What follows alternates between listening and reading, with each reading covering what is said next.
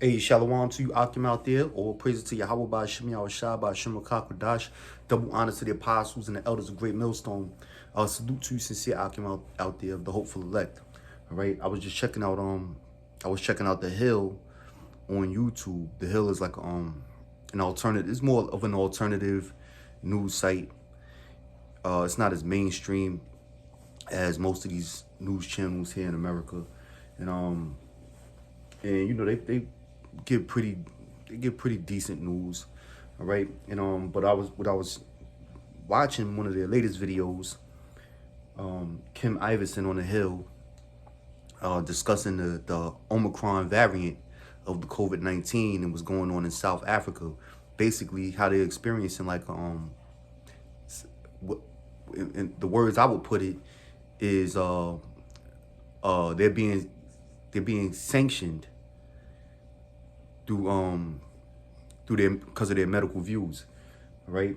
You know, it's this big hype going on in the news and the mainstream media about South African states in the continent of Africa having a travel ban imposed on them because of this new dangerous, deadly Omicron variant that's not well studied, and there's no knowledge, not enough knowledge about it, and it's rapidly spreading and this, that, and the third.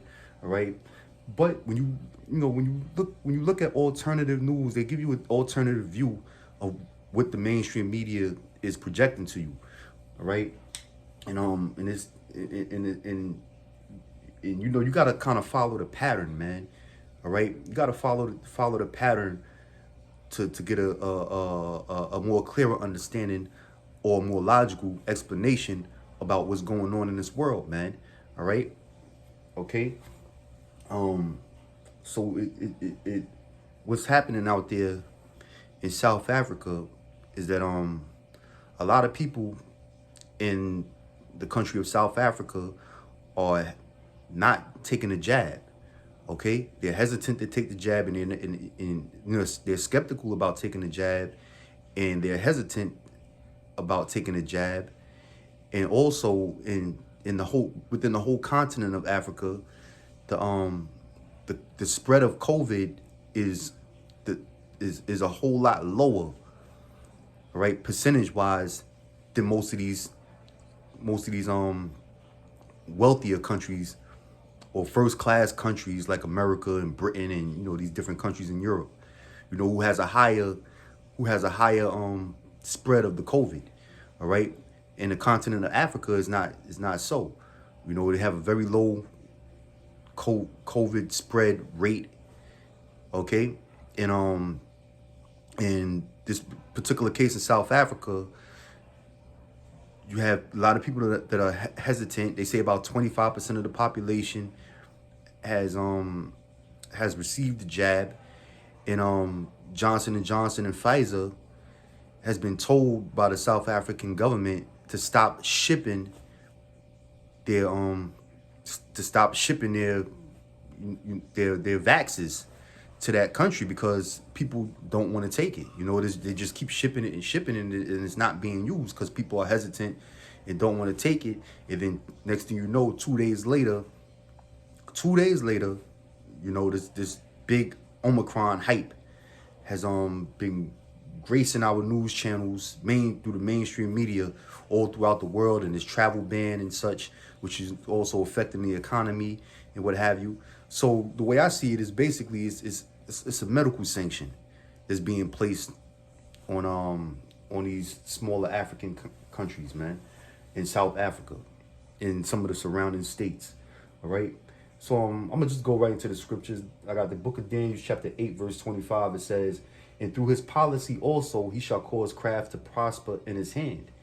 All right. Yeah, through his politics, he shall cause witchcraft to prosper in his hand. This man is prospering through witchcraft. All right. Which witchcraft is basically poison, with the pollution of the minds of the people and physical pollution through deadly poison, chemicals and such. All right. And that's what this man is doing. He's using fear tactics to get his jab instituted throughout the world, all right, and threatening people's livelihoods and forcing it on people, saying it's for the benefit of the population, okay, when that's not the truth, because in all reality, the way the elite uh, prosper in this world is keeping people at bay, all right, and keeping them able to bend at their will, and they do that through these different policies, to trap these people up, all right. It says, and he shall magnify himself in his heart, and by peace shall destroy many, all right. And that's what these devils do. They magnify themselves in their heart. They give themselves these extravagant titles, medical doctor this, surgeon general this, president this. They give themselves these big elaborate broad titles that people to make people think that they're professionals at what it is that they do. So you would never question the things that these people do. Who's questioning Dr. Anthony Fauci? All right, okay. Nobody. As far as the masses of people, because they're simple. All right, but that's how these devils magnify themselves. They give themselves these big titles and such, and they walk around proud, and they get cameras constantly put on them whenever they want to broadcast a message, all right. So, and it says, and by peace shall destroy many, and they're destroying all these people's lives in the name of peace, saying it's for the benefit of mankind, all right. So it's all a trap. It's all a trap at the end of the day. It says, he shall also stand up against the prince of princes, but he shall be broken without hand. All right, the Prince of Princes is talking about our Lord and Savior, Yahweh Shah, who the world ignorantly calls Christ. All right, and believe it, these devils are certainly, they believe that they're geared up and armed and ready to take on the Lord when he comes back. That's why they're constantly searching the heavens, waiting to see if there's going to be a what they call an alien invasion. All right, they have they put out documents. They have a lot of sealed documents that they supposed to be unsealing, all right, about their knowledge of UFOs, which are the chariots of Israel, according to the scriptures, okay, and they have the SpaceX program, and they basically gearing themselves up or arming themselves to go to war from an alien threat.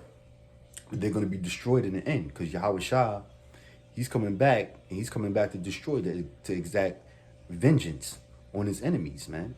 All right, and the number one enemy is the devil, which is the nation of Edom. All right, this is the book of Revelation, chapter 13, verse 15. It says, and he had power to give life unto the image of the beast. Okay, and this devil is giving life unto the image of the beast. All right, which is that image is talking about a new world order, global dominance, global community, globalization. All right, this man is actually putting this all into effect. Okay, a clear indication of that is the global lockdown of 2020. All right, where all of these countries basically closed their borders and restricted travel due to the fear of a so-called deadly pandemic.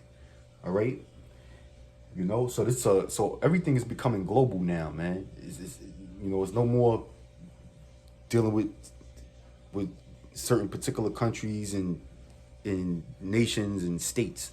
All right, things are being implemented on a global scale. So he had power to give life unto the image of the beast. All right, what is the beast? The beast represents America and NATO, basically these Western forces, because they're the ones that are dominating the world or enforcing their policies throughout the world. All right, it says that the image of the beast should both speak and cause that as many as would not worship the image of the beast should be killed. All right, yeah. So their mission or their agenda of a new world order is actually coming into effect, and these other countries that don't want to get down with the New World Order, or that oppose certain views that the globalists are trying to set forth. These other countries basically they basically wind up getting sanctions put on them, wind up going, having military coups happen in their countries, okay, and also they basically get demonized or travel restricted, travel banned, all right, for not going along with the policies of the Western nations, man.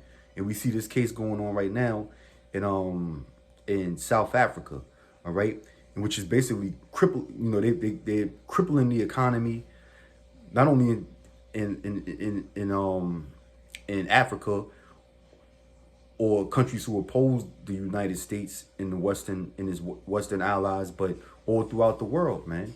And it trickles all the way down to the small people, the little people. Okay, if you refuse to accept the jab, then that can cost you your job, your livelihood. All right, okay, and you have certain doctors talking about this Omicron variant and how the symptoms are really mild. It's very mild symptoms, man. So there's a big hype going on about it, to instill fear in the people to go out there and get jabbed, man. And when the news, they clearly tell you that the jab doesn't stop you from getting this variant or the regular COVID-19. All right, the jab is not gonna guarantee your safety from contracting the COVID, plain and simple. Let alone this new understudied variant that's out there, man. All right, so this is all a plot to get people to get jabbed up and to instill fear in you to do what the elites want you to do, man. All right. So I'm gonna end this video on that note. You brothers, look into it more, and bring out more information, man, if you can. All right. So I hope you've been edified, and I'm gonna say shalom wa barakum to you brothers out there. Lord willing, I'll see you in the next video. Shalom.